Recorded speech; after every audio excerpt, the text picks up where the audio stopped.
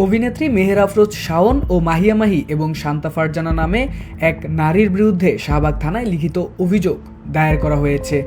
জুলাই আন্দোলনকে কটাক্ষ, সামাজিক যোগাযোগ মাধ্যমে অবমাননাকর মন্তব্য ও অপপ্রচারের অভিযোগে তাদের বিরুদ্ধে অভিযোগ আনা হয়। বিষয়টি শনিবার দুপুরে গণমাধ্যমকে নিশ্চিত করেছেন শাহবাগ থানার ওসি মনিরুজ্জামান। তিনি বলেন, একটি জিডি হয়েছে, এই বিষয়ে তদন্ত চলছে। তদন্ত শেষে আইন অনুযায়ী পরবর্তী ব্যবস্থা নেওয়া হবে। শুক্রবার সকালে রাষ্ট্র সংলাপ ফোরাম নামে একটি সংগঠনের 3 প্রতিনিধি তাদের বিরুদ্ধে অভিযোগ দায়ের করেন।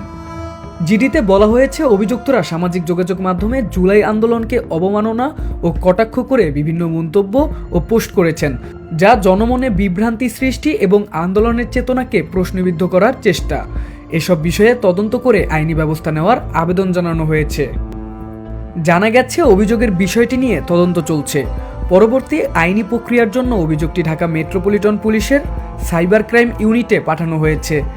অভিযোগে উল্লিখিত সামাজিক যোগাযোগ মাধ্যমের পোস্ট, বক্তব্য ও সংশ্লিষ্ট লিঙ্কগুলো সাইবার বিভাগ যাচাই বাছাই করবে।